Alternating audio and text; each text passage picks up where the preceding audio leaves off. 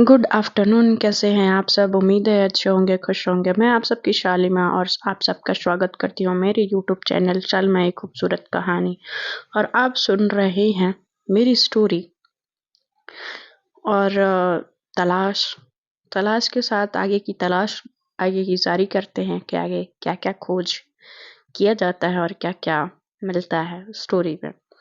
और आप सबको स्टोरी कैसी लगी ये कमेंट बॉक्स में लिखना ना भूलें और शेयर सब्सक्राइब करना भी ना भूलें। तो चलिए आगे सुनाते हैं और आपको सुनाते सुनाते थोड़ा सा आगे बढ़ाते हैं।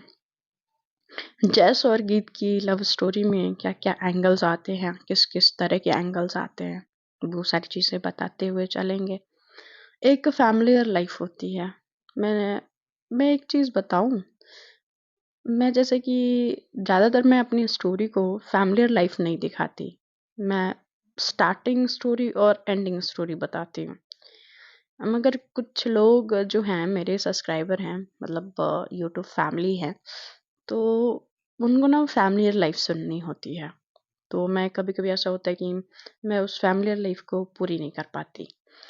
तो इस स्टोरी में आप सबकी वो चीज़ ना पूरी हो जाएगी, आप इसमें फैमिलियर लाइफ सुन पाएंगे। तो जल्दी जल्दी स्टोरी को सुनो और बताओ कि स्टोरी कैसी लग रही है आप सबको, और कैसी लग रही है और क्या थॉट है आपके, क्या सोचते हैं आप इस स्टोरी से। क्या आपके लाइफ में ऐसी कुछ चीज़ें हुई हैं या आप चाहते हो कि ऐसी कुछ चीज़ें आपकी लाइफ में हो? तो बताइएगा ज़रूर और सुनना ना भूलिएगा। तो चलिए स्टोरी को आगे बढ़ाते हैं। गीत जो होती है वो आती है जैस को बोलने के लिए। जैस जो होता है वो तैयार श्यार होता है, उसको लिए मतलब जो गिफ्ट लिया होता है, जो प्रेजेंट लेके आया होता है, वो सोच रहा होता है वो कैसे दे उसको।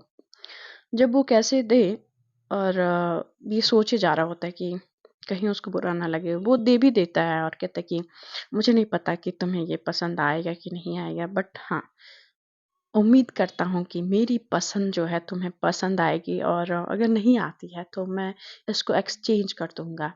जैसा तुम कहोगी वैसा, वैसी चीज़ें मैं लाके तुम्हें दे दूंगा। तो जब वो गीत कहते कि ठीक है, थैंक यू, उसके हाथ से वो लेके रख देती है। जब वो लेके रख देती है तो थोड़ा सा जैस कंफ्यूज होता है कि उसको पसंद आया या बुरा लगा या क्या। वो सोच रहा होता है कि कुछ बोले। तो जब गीत कुछ नहीं बोलती है तो जैस कहता है कि क्या हुआ गीत, अच्छा नहीं लगा? तुमने एक बार उसको देखा भी नहीं कि "हम्म, क्या है उसमें?" तो कहती कि जो भी होगा अच्छा ही होगा, और मैं बाद में देख लूंगी, आप नीचे चलो, आपके लिए सब लोग वेट कर रहे हैं। तो कहती है, जब जैस कहता है कि ओके ठीक है, वो नीचे चला जाता है। नीचे चला जाता है और उसके फ़ोन पे फ़ोन आता है, रिंग बजती है। जब रिंग बजती है तो उस पे उसके फ़ोन पे नाम फ्लैश हो रहा होता है, ममता का। जब उसका नाम फ्लैश हो रहा होता है तो वो सोचती है कि कॉल उठाए, फिर कहती है कि नहीं, शायद ये अच्छा नहीं होगा, मैं फ़ोन नीचे ले जाके ही दे देती हूँ। वो फ़ोन लेती है और नीचे लेके जाने लगती है। जब वो उतर रही होती है सीढ़ियों से, जब जा रही होती है, तो उसके दिमाग में चीज़ें मतलब चल भी रही होती है, नहीं भी चल रही होती हैं। उसने जो गिफ्ट उसके लिए लाया और उसको दिया, उसने देखा नहीं, तो शायद उसको ये लगता है कहीं जैस को बुरा तो नहीं लग गया, मैंने शायद ज़्यादा ऑकवर्ड सिचुएशन तो नहीं कर दिया। फिर वो अपनी बातों को ही फिर दोबारा वो सोच रही होती है। पर फिर उसके दिमाग में आता है कि नहीं नहीं यार, मैंने कुछ ऐसा कुछ ज़्यादा तो किया नहीं है, मैं फालतू में ही इतना सोच रही हूँ। वो फिर कहती है कि ठीक है, मैं कुछ सोचती हूँ। और वो सोचते सोचते सीढ़ियाँ उतर के चली आती है और जाके जो सोफा पे, जो हॉल में सोफा होता है उस पे जैस बैठा हुआ होता है, उसको ले जाके दे देती है। कहती है कि जैस ये आपका फोन बज रहा था, उस पे किसी का कॉल आ रहा था। तो कहता है कि किसका कॉल था? तो कहती है कि शायद कोई ममता नाम से था। तो कहता है कि ओके ठीक है। तो कि शायद ममता मतलब ममता का था, तो उठा क्यों नहीं ली? वो ममता का ही तो मुझे लगा कि शायद कोई और ममता हो, इसलिए मैंने नहीं उठाया। तो कहते कि ठीक है कोई बात नहीं। फिर वो चली जाती है इधर, जो डिनर की तैयारी होती है, क्योंकि वो जल्दी घर आ चुका होता है। तो जब जल्दी वो घर आ चुका होता है तो उसकी मॉम पूछती हैं जैसे कि बेटा आज तुम बड़े जल्दी घर पे दिख रहे हो, आज क्या बात है? मेरा बेटा आज माँ की याद ज्यादा आ गई या बीवी की? तो कहती क्या माँ, आप भी कुछ भी बोलना रहता है। आप अगर आप बोलो, आप जैसे बोलो, जहाँ बोलो, आपका बेटा वहां हाजिर होगा। तो उसके फादर आते हैं तो कहते हैं कि क्या माँ बेटे में खुसर फुसर चल रही है भाई, हमें भी बताओ, हम भी थोड़ा सुन के हंस ले। तो कहती हैं कि अरे नहीं, ऐसा कुछ नहीं है। जैस बोलते कि देखो ना पापा, माँ छेड़ रही मुझे। तो कहती कि क्यों छेड़ रहे हो भाई हमारे बेटे को? अगर वो जल्दी आ गया तो जल्दी क्यों आ गया, अगर लेट हो जाता तो लेट क्यों हो गया, ऐसा करके क्यों भाई, ऐसा क्या चल रहा है? तो कहती कि अरे मैंने कहाँ कुछ कहा, उसको कुछ नहीं कहा। आप क्या समझ रहे हो आप अपने बेटे को? मुझे लगा कि आज इतनी जल्दी ऑफिस से घर, और ये तो इतनी जल्दी ऑफिस से घर आने वालों में से है नहीं, तो ये कैसे हुआ, मैं बस ये जानना चाह रही थी। तो कहती ओ ये बात तो पॉइंट है, ये मैं भी जानना चाहूंगा कि मतलब आज हो क्या गया है, कुछ खास बात है क्या आज? तो क्या पापा आप भी माँ की तरह बात करने लगे, ये मतलब मैं घर ना आऊं? तो कहते अरे नहीं नहीं। तो फिर जो बच्चे होते हैं, जो परी और पंकज होते हैं, वो भागते हुए आते हैं। तो जब वो भागते हुए आते हैं तो कहते हैं कि फ्रेंड हम लोग खेलने चलें? तो कहते हैं कि खेलने, कहाँ जाना है आप दोनों को? तो कहते हैं कि हम दोनों को अ, बाहर जाना है। तो बाहर जाना है, पर कहाँ? तो यहाँ पे एक पास में पार्क है, वहां पे जाना है। तो तुम लोगों को कैसे पता है कि यहाँ पास में पार्क है? तो कहते ही है कि परी कहती है कि फ्रेंड हम लोगों को सब पता है, और जो पुनीत अंकल है ना, उन्होंने हमें वहां लेके गए थे, तो हम लोगों को पता है, हम लोग कल गए थे।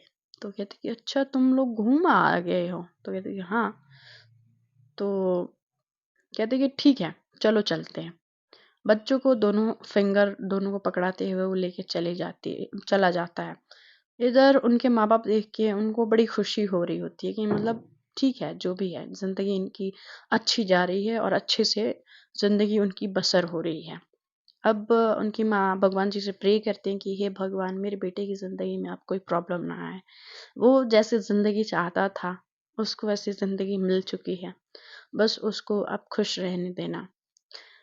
तो वो जब जा रहे होते हैं तो फिर उनके पापा जो होते हैं चैस के, मतलब गीत के ससुर जी, वो गीत को आवाज देते हैं, गीत, गीत कहाँ हो बेटा? तो कहती है कि जी जी पापा।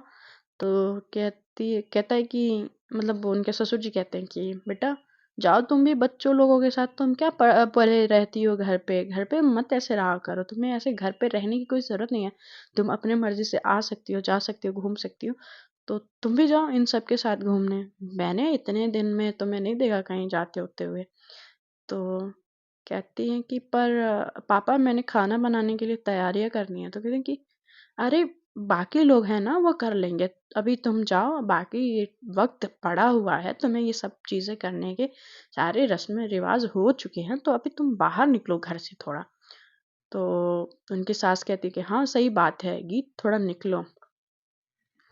तब तक उनकी चाची आती हैं तो कहती हैं कि हाँ बहू को ध्यान है मगर बाकी लोगों का तो ध्यान ही नहीं है। क्यों भैया, सही कह रही हूँ ना? तो कहते कि बाकी लोगों का भी ध्यान है, जब तुम्हें नहीं पता है तो तुम क्यों बीच में बोलती हो, और अभी इन दोनों का वक्त है, अगर इनको वक्त दिया जा रहा है तो अच्छे के लिए दिया जा रहा है। जाओ गीत। उनके ससुर जी काफी अच्छे होते हैं। वो गीत चली जाती है। अब जब गीत जा रही होती है तो गीत, उनके दोनों बच्चे और जैस, ये चारों लोग साथ में निकले होते हैं गार्डन तक जाने के लिए, जो बगल में, जो उनके घर के बगल में ही एक पार्क होता है, काफी खूबसूरत प्यारा सा पार्क होता है, वहां पे जाते हैं। बच्चे लोगों के लिए झूला होता है, स्लाइडिंग होती है, मतलब खेलने की जगह होती है। और वहाँ पे ये दोनों चुपचाप जाके खड़े होते हैं। ना जैस कुछ बात कर रहा होता है और ना ही गीत कुछ बात कर रही होती है। जब गीत जो होती है वो चुपचाप खड़े होके बस देख रही होती है अपने बच्चों को खेलते हुए, और वो कुछ बोल नहीं रही होती है। तो जैस खुद से पहल करते हुए वो बोलता है कि कुछ खाना है, भूख लगी है? तो कहती कि नहीं, कुछ नहीं। फिर वो कहता कि ठीक है। तब तक वो जो बच्चे होते हैं ना वो भागते हुए आते हैं। कहते कि फ्रेंड फ्रेंड वो आइसक्रीम जा रही है, हमें वो आइसक्रीम खानी है। तो कहते कि अभी तो तुम लोग स्कूल से आते वक्त खाए थे आइसक्रीम। तो कहते प्लीज ना, प्लीज एक एक दिला दो ना, एक एक दिला दो ना, ऐसे करके। तो उसका हाथ खींचते हुए उसको लेके जा रहे होते हैं। तो वो फिर जाता है, उनको एक एक आइसक्रीम दिलाता है। वहाँ पे वो दे ही रहा होता है, और यहाँ से जो गीत होती है वो देख रही होती है कि वहाँ पे वो जो दिला रहा है उसके पीछे उसने अपने पॉकेट में ही पीछे फोन रखा हुआ होता है। उसके पीछे एक बंदा खड़े होके चारों तरफ देख रहा होता है। तो जब देख रहा होता है तो गीत ये देख रही होती है कि वो देख रहा है, आगे पीछे देख रहा है, और उसके फोन को वो समझ जाती है कि ये पक्का चोर है, पक्का चोर है। वो भागने लगती है। भागने लगती है। जब वो भागते भागते जब तक पहुंचती है वो, तब तक वो चोर उसका फोन लेके भाग चुका होता है। जब भाग रहा होता है तो गीत भी उसके पीछे पीछे भाग रही होती है, उसको चेस कर रही होती है कि मतलब उसको पकड़ सके। इधर ये दोनों क्यों भाग रहे हैं, ये बुद्ध बन के जैस देख रहा होता है कि क्या हो गया, क्यों भाग रहे हैं दोनों, कुछ हो गया क्या? तो बच्चे साथ में होते हैं तो बच्चों को कहता है कि बच्चों, तुम तुम तुमको कहाँ छोड़ू मैं। अ, फिर वो जल्दी जल्दी बच्चों को लेके जाता है, और वहाँ पार्क में और एक अंकल होते हैं जो उनके जान पहचान के होते हैं। वो कहते हैं कि अंकल मेरे बच्चों का ध्यान रखिएगा, मैं अभी आता हूँ। तो कहते हैं कि ठीक है बेटा, पर तुम जा कहाँ रहे हो जैस? तो कहते हैं कि अंकल मैं बस 5 मिनट में आया। तो वो फिर उसके पीछे, अब आगे चोर भाग रहा होता है, बीच में गीत होती है, और उसके पीछे जैस होता है। ये तीनों भाग रहे होते हैं, भागते भागते भागते भागते भागते भागते। अब जो चोर होता है थक जाता है, वो रुक जाता है। जब वो रुक जाता है तो चोर को पकड़ते हुए कहते कि, जैसे ही पकड़ती है तब तक जैस भी आ जाता है, और उस चोर को कहते कि तुम्हारी हिम्मत कैसे हुई? हाँ, तुमने मेरे पति का फोन कैसे चुराया? हाँ, उसको लपाड़े लगाए जा रही होती, एक गाल पे फिर दूसरे गाल पे दिए जा रही होती। कहती कि सॉरी सॉरी बहन जी, बस अब माफ कर दो यार, बस रहन दो। ये लो अपना फोन। फिर वो जैस उसको पीछे से रोक रहा होता है, तो कहते कि रुको, आप रुको, 2 मिनट रुको। हाँ, तुमको फ्री का फुकट का पैसे चाहिए? हाँ, ये फोन तुमने चुराया कैसे? तुम्हारा हिम्मत कैसे हुआ? तुम्हें पता नहीं है ये मेरा पति है? तुम्हारा हाथ में काट लूंगी, बुलाओ पुलिस को, जैस फोन करो पुलिस को। वो जब ऐसे उसको इतना ज्यादा अग्रेसिव देखता है तो जैस की आंखें फटी की फटी रह जाती हैं, और कहते हैं कि इसको क्या हो गया अचानक से, कोई माता वाता तो नहीं आ गई? जैस डर के मारे वो डर के मारे वो फोन लगाता है पुलिस के पास। हेलो पुलिस स्टेशन, क्या आप कोई भेज सकते हैं क्या यहाँ पे? एक चोर ने मेरा फ़ोन चोरी किया था इसलिए। तो कहते हैं कि ठीक है, मैं किसी को भेजता हूँ, आप वहीं पे रुकिएगा। वो अपना लोकेशन भेजता है, लोकेशन भेजने के बाद वो अब चुप हो जाता है। कहता है कि अब क्या करना है यार, बस अब हो गया काम, अब यही काम रह गया। फिर वो कहते हैं कि गीत सुनो मेरी बात। तो कहते कि आप चुप रहो जैस, मेरे को बात करने दो। हाँ, इसकी इसकी हिम्मत कैसे हुई? हाँ, वहां पे ऐसे इतने दूर तक भगाया, ऊपर से चोरी किया, ऊपर से अभी कि ऐसे इतने बेशर्मों की तरह खड़ा है, और आप चुपचाप देख रहे हो। आपने इसको मारना क्यों नहीं है? मारो जल्दी। तो कहती कि अरे रिलैक्स। जैस बोलता है रिलैक्स हो जाओ, ये भी इंसान है, इसकी भी कोई मजबूरी रही होगी तो ही तो चोरी किया ना, वरना कौन चाहता है चोरी करना? गीत को समझाते हुए वो बोलता है वो समझा रहा होता है गीत को, तो गीत कहती कि अरे यार, आप जिस तरीके से जैज़ समझा रहे हो ना, इस तरीके से इसको बात नहीं समझ में आनी है वाले, इसको 2-3 लपड़ लगाओ, अब इसका दिमाग। कहते माफ़ कर दो बहन जी, मेरे से गलती हो गई, कान पकड़ के माफ़ी माँगता हूँ, मैं आज के बाद ऐसा कुछ नहीं करूँगा। ऐसा बोलते हुए वो फ़ोन वापस करके फिर वहाँ से वो दोनों एक-दूसरे से बात करने लगते हैं, जैस और हाँ, गीत होते हैं। तब तक वो भागने की कोशिश करता है, तब तक वहाँ पे पुलिस आ जाती है। जब पुलिस आ जाती है तो पुलिस के हवाले उसको करते हैं और कहते हैं कि गीत, तुम इतना अच्छा भागती हो, मुझे पता नहीं था। तो वो थोड़ा-सा उस टाइम ऑकवर्ड होके नीचे देखने लगती है, कहती कि वो मैं अ, तो कहते कि नहीं बट अच्छा है। तो कहती कि ओलंपिक में जा सकती हो? तो कहती कि मैं थी शादी से पहले, और पर कुछ मजबूरियां रहीं और कुछ फैमिली वाले के प्रति रिस्पॉन्सिबिलिटी, जो मुझे अपना सपना छोड़ना पड़ा। तो वो कहते कि क्या? तो कहते कि हाँ, मुझे इसलिए वो सपना छोड़ना पड़ा। तो कहता है कि ठीक है, और वो दोनों साथ में टैक्सी रुकवाते हैं, और फिर क्योंकि भागते भागते कितने दूर तक निकल आए होते हैं उनको खुद ही नहीं पता होता है। अब जब जैस और गीत साथ में जा रहे होते हैं ऑटो में, तो वो थोड़ा-सा होता है ना कि ऑटो तेज़ चलाने पे गाड़ी हिलने-डुलने सा होने लगती है। तो एक अचानक से गड्ढा आता है, गाड़ी एकदम से जैस की तरफ हो जाती है। तो गीत जो होती है, जो साइड पे बैठी होती है, वो एकदम से उसके एकदम करीब आके, एकदम करीब वो दोनों एक-दूसरे को देखने लगते हैं। उन दोनों के बीच में जो एक बॉन्डिंग स्टार्ट हुई होती है, वो समझने लायक होती है। वो बोल भी नहीं रहे होते हैं, और उन दोनों के बीच कुछ चल रहा होता है। क्या चल रहा होता है, बस वो समझने की बात है।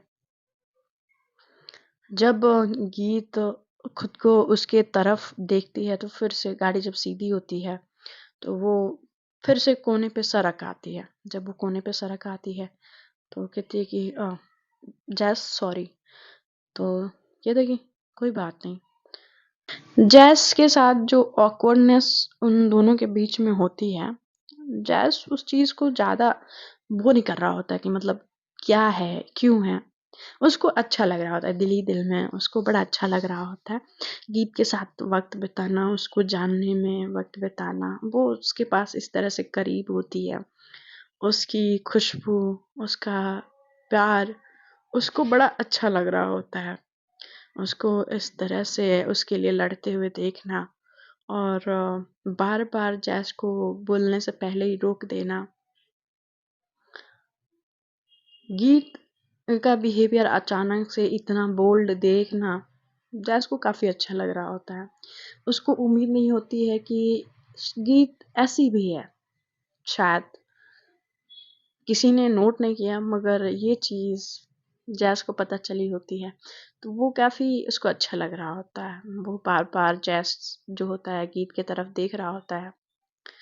गीत वो बाहर की तरफ देख रही होती है, बार-बार जो हवा से उसके बाल जो बिखर रहे होते हैं, बार-बार अपने बालों को सँवारते हुए, अपने बालों को सँभालते हुए वो बैठी हुई होती है, और इस तरह से वो भी साड़ी में भागी होती है, वो काबिल-ए-तारीफ़ होती है।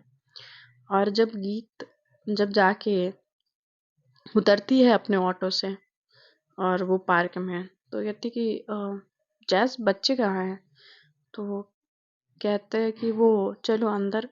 वो जब पार्क में जाते हैं, तो वो अंकल जो होते हैं वहीं पे होते हैं, और उनके बच्चे भी वहीं पे खेल रहे होते हैं। तो वो बच्चों को देख के तब उसको शांति गीत को आती है।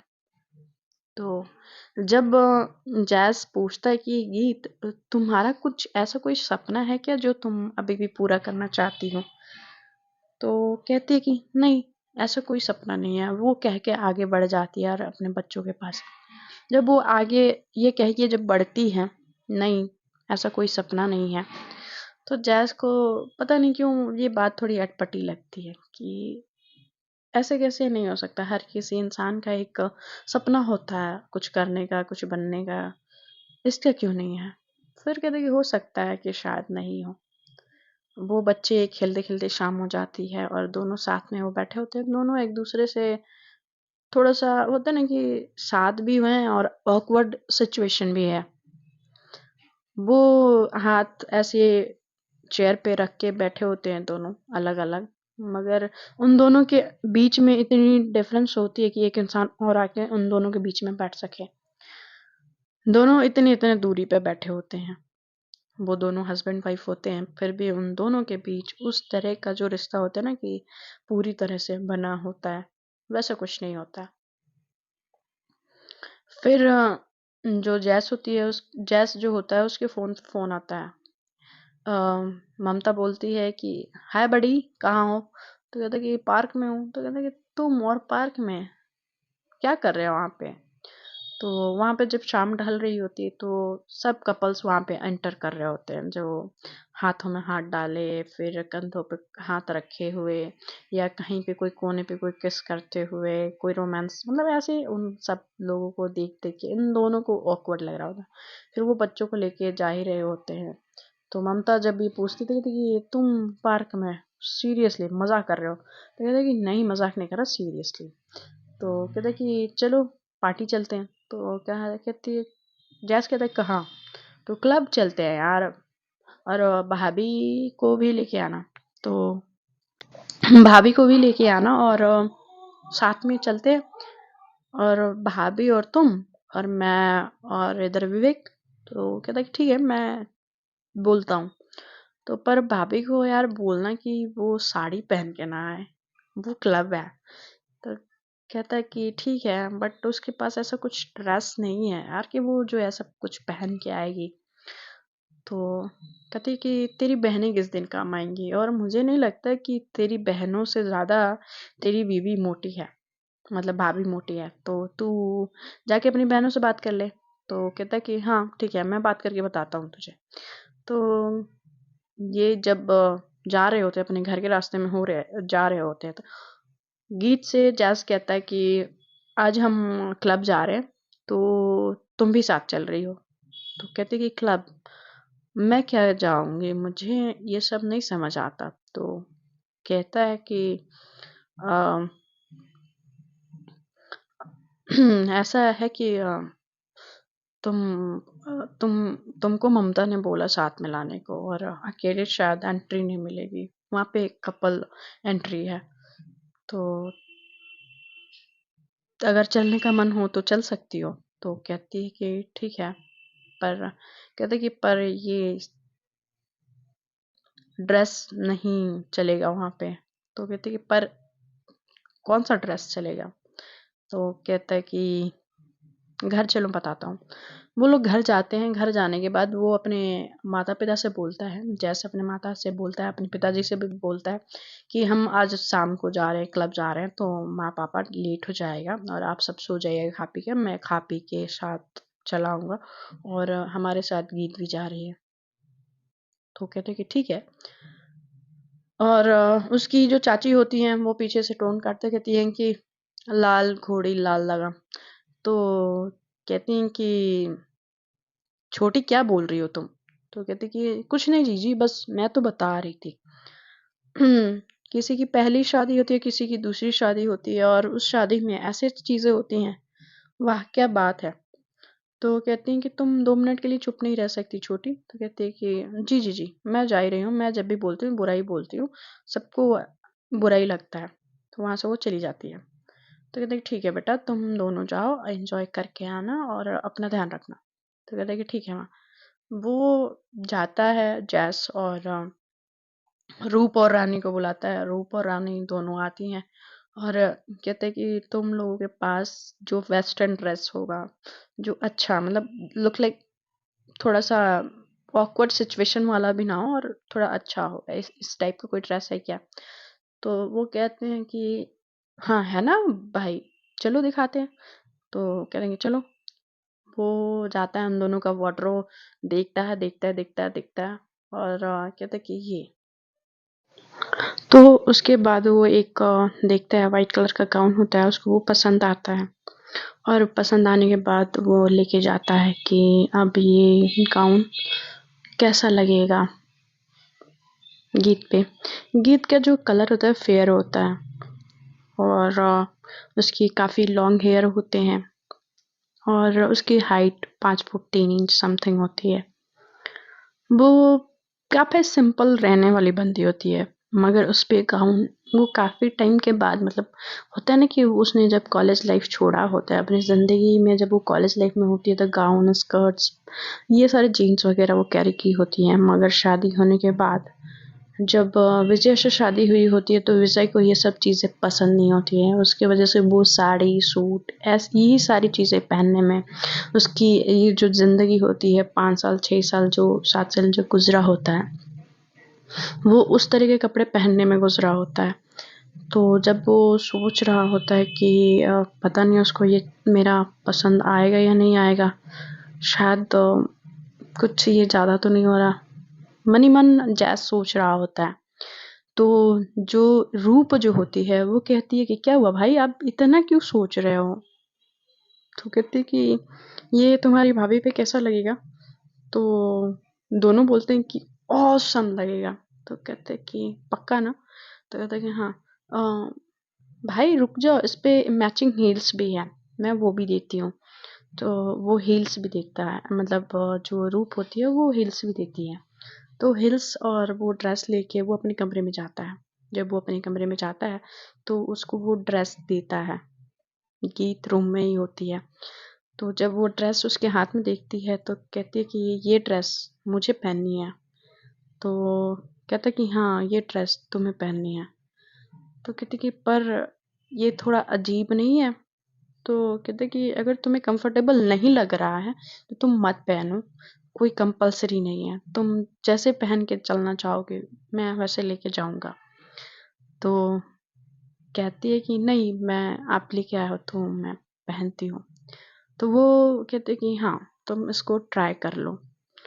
तो जब वो इन दोनों में जो बातें होती है ना कि बड़े सॉफ्टली होती हैं, ठीक है, ऐसे लग रहा होता है कि भाई शब्दों से ही एक दूसरे को घायल कर देंगे, ऐसा कुछ नहीं होता है। मगर उनके शब्द ना दिल तक, या यूं कह लें कि गीत के शब्द जैस के दिल तक पहुंच रहा होता है।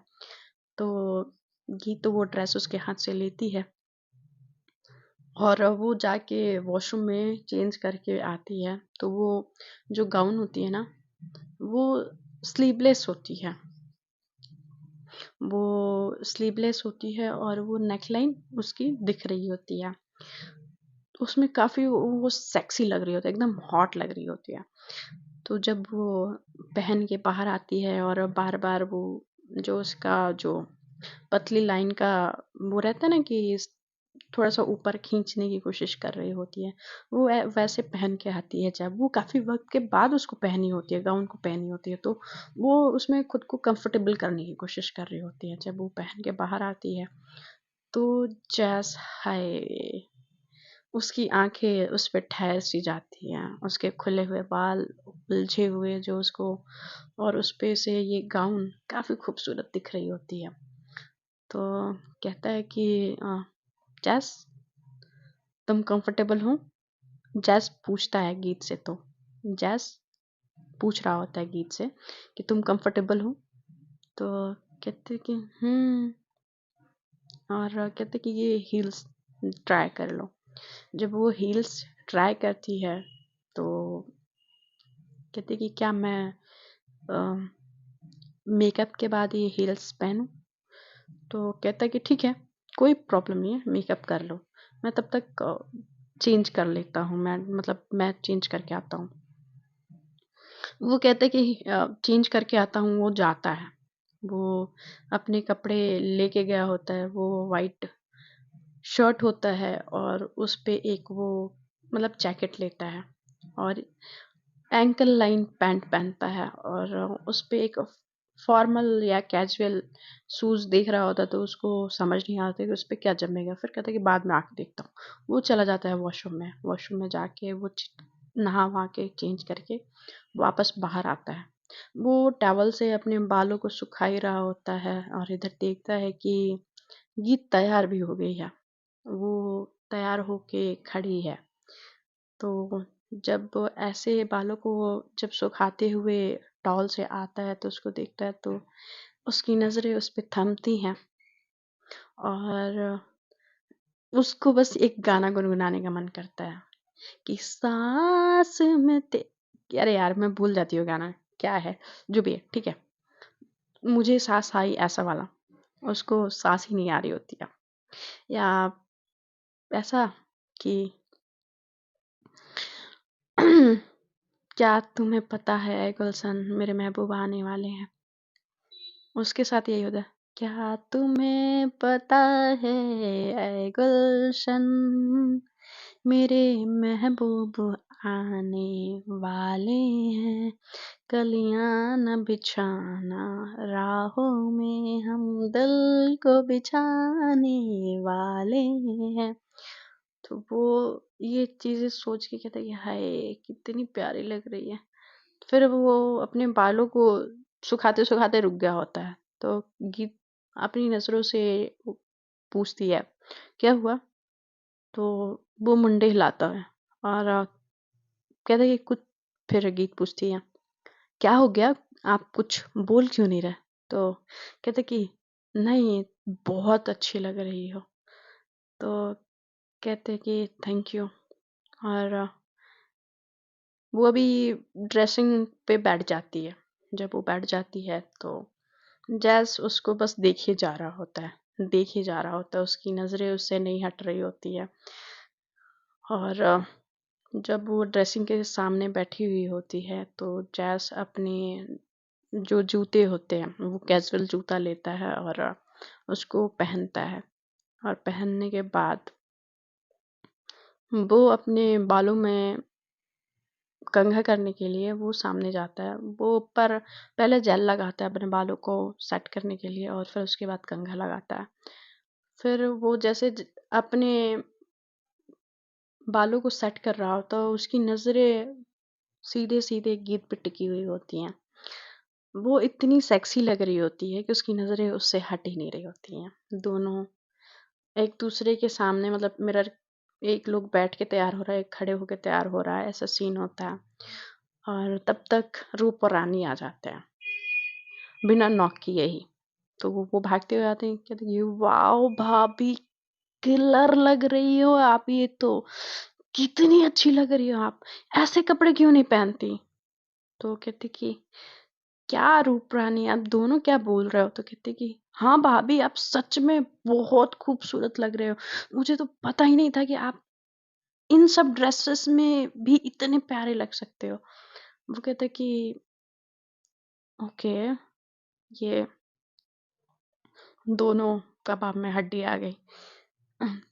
फिर कहते कि भैया के तो भाग ही खुल गए, बीबी इतनी हॉट, हाय हाय पता नहीं बाहर निकले तो कहीं सब जल ना जाए। तो कहती है कि रूप कहती है कि अरे selfie selfie time selfie time. तो कहते कि हाँ हाँ पोस्ट करेंगे हम और बाकियों को जलाएंगे कि हमारी भाभी इतनी हॉट है।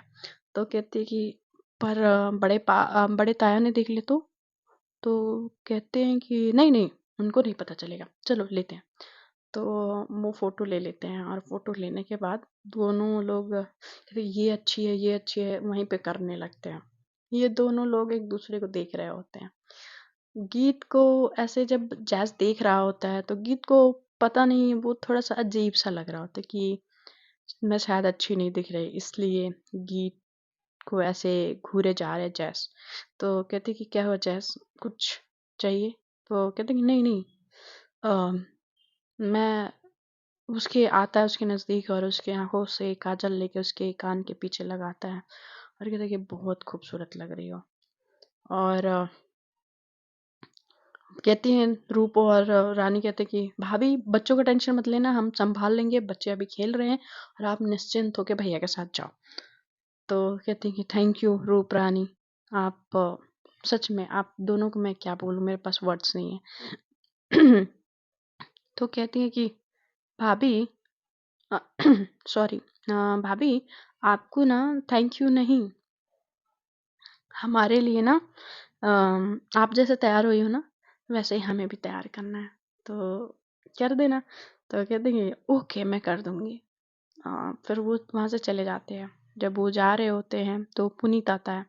पुनीत आता है, वाह भाभी, वो कहते कि क्या लग रही हो यार, आप जैसा तो मतलब ये तो हीरोइन भी ऐसे नहीं लगती हैं यार, अब भाभी आप सच में सो प्रिटी। तो कहते हैं कि थैंक यू। और वो जैस की तरफ देख रही होती है कि जैस का क्या रिएक्शन है। जैस जो होता है वो तो उसी की तरफ देखे जा रहा होता है, कैसे जैसे कि बावला सा हो गया हो उसके देख के ऐसे। और कहते कि भाभी एंजॉय करना है ना, और ज़्यादा कॉन्शियस मत होना, वहाँ पे लोग ऐसे ही आएंगे, ठीक है, तो एंजॉय करना बस, ठीक है, चलो मैं आप सबसे बाद में मिलता हूँ। तो वो वहां से चला जाता है। कहते कि ये सब लोगों ने सिर्फ तुम्हें कॉम्प्लीमेंट दिया, मुझे तो किसी ने पूछा ही नहीं, हद हो गई है यार, मतलब तुम्हारे आने के बाद तो मुझे कोई पूछता ही नहीं है। तो वो हील्स पहनने की कोशिश कर रही होती है, क्योंकि अब वो नीचे झुकेगी तो जो उसके सीबलेस ड्रेस है उसकी वजह से। तो कहते कि वेट मैं पहना देता हूँ। वो घुटनों पे आता है और गीत को वो हील्स पहना रहा होता है। जब वो हील्स गीत को पहना रहा होता है तो गीत के दिमाग में विजय की बातें उसके दिमाग में चल रही होती है कि विजय ने शायद ये चीज की होती तो। वो इमेजिनेशन जब वो उसके साथ पार्टी में जा रही होती है तो वो काफी उसको नीचा दिखाता है, और बहुत सारी चीजें उसको उलट पुलट बोलता है, तो उसको उस चीज से बुरा लगा होता है। और यहाँ पे वो खुद तैयार करके जैस उसको लेके जा रहा होता है, तो थोड़ा सा डिफरेंट एक्सपीरियंस होता है गीत का। और उसको अच्छा लगता है उसको इस तरह से नी डाउन हो के हील्स पहनाते हुए जैस को देख के। उसको अच्छा भी लग रहा होता है, और जो यादें पीछे वक्त में हुई होती है उसके साथ, वो सोच के उसको बुरा भी लग रहा होता है। अब ये कैसी फीलिंग है, शायद उसी को पता हो। फिर वो इन सब बातों को पीछे छोड़ते हुए आगे बढ़ने की सोचती है, और कहती कि शायद जो पीछे रह गया मुझे शायद उसको पीछे ही छोड़ देना चाहिए और आगे बढ़ जाना चाहिए, अपने मन में सोचती है, और अपने आए हुए आंखों में आंसू को साफ कर लेती है। और हील्स पहनने के बाद कहते हैं जो हाथ ऐसे बना के देता है, तो वो उसके हाथों में अपना हाथ रखती है और वो जाने लगते हैं। जैसे ही वो 4 कदम चलते हैं, जैसे सीढ़ियों पे आते हैं, तो उसकी जो हील होती है ना, उससे उसका पैर थोड़ा-सा हल्का-सा टिल्ट होता है और वो गिरने वाली होती है। तब तक उसके कमर से जैस सँभाल लेता है और उसके आँखों में वो खो सा जाता है। जो इतनी गहरी आँखें जो खामोश-सी होती हैं, उसकी आँखों में इतने सारे सवाल होते हैं, या अपने लिए प्यार जैस उसकी आँखों में ढूँढ रहा होता है कि शायद जो मुझे फ़ील हो रहा है इसके लिए, इसको भी मेरे लिए फ़ील हो रहा होगा। पर उसकी आँखों में एक गहरी खामोशी होती है, सवाल होते हैं, मगर उसके लिए उस तरह से प्यार उसको उसकी आँखों में नहीं दिख रहा होता है। फिर थोड़ी देर के बाद उनको जब अपने ख़्याल से बाहर आते हैं, तो कहते कि अ, गीत कहती कि सॉरी। तो कहते कि सॉरी की क्या बात है, हो जाता है, आराम से चलो, धीरे-धीरे चलो, फिर ठीक रहेगा, नहीं तो तुम्हारा पैर पता है ना मोच आ जाएगी। तो कहता है कि ठीक है। जस उसको बड़े संभाल के सीढ़ियों से उतारते हुए गाड़ी तक लेके जाता है, गाड़ी में उसको बैठाता है, और उसकी ड्रेस को संभालते हुए दरवाज़ा बंद करके ड्राइव सीट पे आता है। वो फिर गाड़ी को स्टार्ट करता है, रात के लगभग 9 बज चुके होते हैं, और वो गाड़ी ड्राइव करते हुए वो जा रहे होते हैं। जब वो जा रहे होते हैं तो उन्होंने अपनी गाड़ी में एक एफएम स्टार्ट किया होता है। जब एफएम में स्टार्ट किया होता है तो उसमें एफएम में बता रहा होता है कि किसी ने किसी अपने गर्लफ्रेंड के लिए एक सॉन्ग लगाने को बोला होता है, और वो काफ़ी उसको मिस कर रहा होता है। तो वो सारी चीज़ें जो चल रही होती है तो वो सुन के कहता है कि क्या सीरियसली ऐसा होता है गीत? तो कहते हैं खामोशी जो उन दोनों के बीच होती है उसको तोड़ते हुए। तो गीत कहती है कि हाँ, होता है, बहुत से लोग जो प्यार करते हैं और बड़े लंबे वक़्त के लिए दूरी उनको सहनी पड़ती है, तो याद तो आती है ना। तो कहते हैं कि तुम्हें भी किसी की याद आती है? वो अचानक से ऐसे सवाल पूछ देता है जैस। तो गीत थोड़ा-सा असहज हो जाती है उस सवाल पे, और वो कुछ नहीं बोलती है। वो कहते हैं कि सॉरी, मैंने शायद गलत पूछ दिया। तो कहता है कि नहीं, ऐसे कोई याद है ही नहीं मेरे पास, तो इसलिए मुझे पता ही नहीं है सवाल का जवाब क्या है। फिर ये ऐसे बातें करते हुए वो क्लब तक पहुँचते हैं। वहाँ पे गेट पे ही विवेक और ममता उसका वेट कर रहे होते हैं। तो ये पहुँचते हैं, और पहुँचने के बाद गाड़ी को पार्किंग में लगाने के बाद ये पहुँचते हैं। और जब वो गीत और जैस पहुँचते हैं, तो ममता और विवेक बाहर ही खड़े होते हैं, और ये चारों गेट से एंट्री कर रहे होते हैं। तो वहाँ पे जो जैस होता है वो टकराता है किसी से, वहाँ पे टकराता है। तो चलिए हम आगे ये स्टोरी नेक्स्ट एपिसोड में सुनेंगे। तो बाय बाय, टेक केयर।